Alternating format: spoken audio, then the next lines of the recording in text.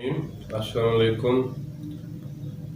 آج ہمارا عنوان ہے کہ تحقیقی مکالمہ کس طرح لکھا جاتا ہے۔ کسی بھی ریسرچ کے طالب علم کے لیے جو سب سے مشکل مرحلہ ہوتا ہے جہاں اس نے اپنی اہلیت ثابت کرنا ہوتی ہے وہ خاکہ بنانا ہوتا ہے۔ تحقیقی مقالے سے پہلے جو سنیپسز ہوتے ہیں یا خاکہ ہوتا ہے یہ ریسرچ کی جان ہوتا ہے۔ اسی کے مطابق آپ نے آگے مقالہ لکھنا ہوتا ہے، اور اگر اس میں جان نہیں ہے یا یہ جاندار طریقے سے آپ نے ترتیب نہیں دیا تو آپ اپنی تحقیق کو آگے نہیں بڑھا سکتے۔ تحقیقی مقالے میں سب سے پہلے جس شخصیت کے بارے میں یا جس کام کے بارے میں آپ تحقیق کر رہے ہیں اس کا تعارف کروانا ہوتا ہے، اور تعارف اس انداز سے کروانا ہوتا ہے کہ اس میں اگر شخصیت ہے تو اس کی شخصیت کے بارے میں کچھ چیدہ باتوں کا اندازہ ہو جائے۔ اگر کوئی بڑی شخصیت ہے، مشہور شخصیت ہے، تو اس میں زیادہ تفصیل میں جانے کی ضرورت نہیں ہوتی، کیونکہ وہ ایک یونیورسل شخصیت کا درجہ رکھتی ہے اور اس کے بارے میں لوگوں کے پاس معلومات کافی ہوتی ہیں۔ اس کے ساتھ یہ ضروری ہے کہ آپ اس بارے میں اس کے جو کام ہے، جو تحقیق ہے، اس کا حوالہ دیں کہ میں اس کی کس چیز پہ اور کیوں اور کیسے تحقیق کر رہا ہوں۔ اگلی چیز میں ہوتا ہے جی اس کی شخصیت کے تناظر میں اس کی تخلیق کا جائزہ لینا۔ یہ کسی مخصوص حصے پہ بھی ہو سکتی ہے، یہ تمام بھی ہو سکتی ہے، یہ زمانے کے حالات و واقعات کو مد نظر رکھتے ہوئے بھی ہو سکتی ہے۔ تو اس میں آپ نے سب سے پہلے اس کی شخصیت کو لینا ہے کہ وہ اس طرف مائل کیسے ہوا، وہ کیا پہلو تھے کہ اسے اس طرف آنا پڑا اور اس کا اسلوب ایک خاص سانچے میں ڈل گیا۔ تو یہ جو ہے یہ آپ کم از کم ایک پیج کا تعارف ضرور دیں گے، اور تناظر میں بھی ایک پیج جو ہے نا یہ کم از کم ضرور ہونا چاہیے۔ اب اس سے آگے جو ہے یہ جو خاص بات ہوتی ہے کسی بھی خاکے کو ترتیب دیتے ہوئے کہ آپ اس کی ضرورت کیوں محسوس کر رہے ہیں، اس کی ضرورت اور اہمیت اس کا عنوان ہوتا ہے کہ آپ کیوں ضرورت محسوس کر رہے ہیں، کیا وجہ ہے کہ آپ یہ تحقیق کرنا چاہتے ہیں اور اس کی اہمیت کیا ہو سکتی ہے آنے والے وقت میں۔ تو یہ آپ نے آدھے پیج میں یا ایک پیج میں ڈیفائن کرنا ہوتا ہے، بتانا ہوتا ہے کہ اس کی ضرورت کیوں ہے اور اس کی اہمیت کیوں۔ پھر اس کے بعد آپ نے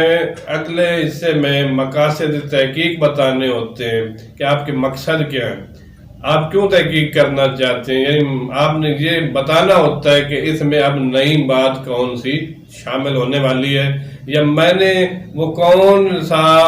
نیا جو ہے نا اس کا چہرہ دیکھا ہے یا نئی بات دیکھی ہے جو میں زمانے کے سامنے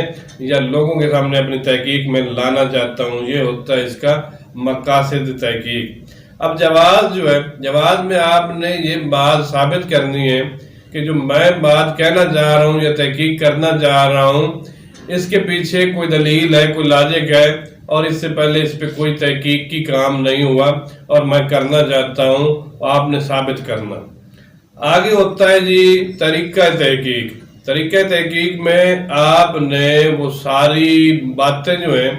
وہ طریقے کہ آپ تحقیق کس طرح سے کریں گے، مواد کہاں سے لیں گے،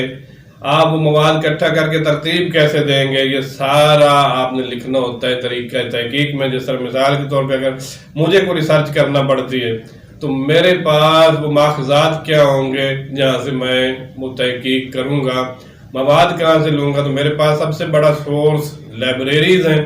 لائبریریز کے بعد میرے پاس انٹرنیٹ ہے، اور انٹرنیٹ کے بعد میرے پاس رسائل اور جرائد اور تحقیقی مقالات زیادہ اگر پہلے ہو چکے ہیں وہ موجود ہیں۔ تو یہ سارا طریقہ کار میں بتانا ہے۔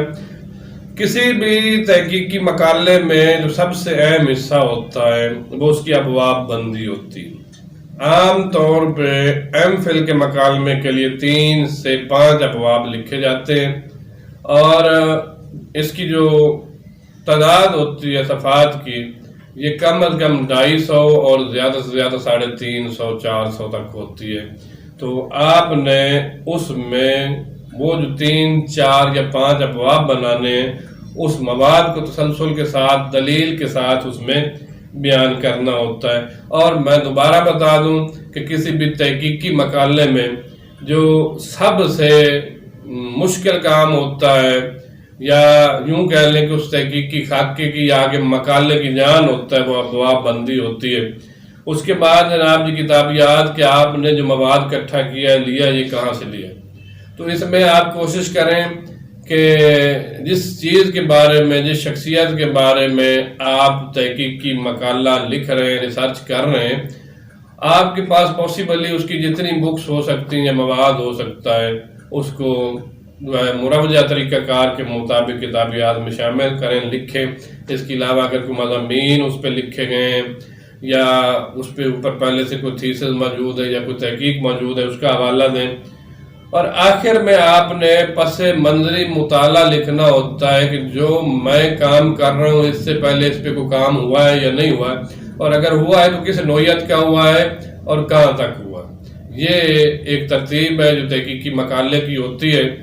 اور جو بندہ اس ترتیب کو قائم کرنے میں کامیاب ہو جاتا ہے، وہ مقالہ لکھنے میں بھی انشاءاللہ کامیاب ہی ہوتا ہے۔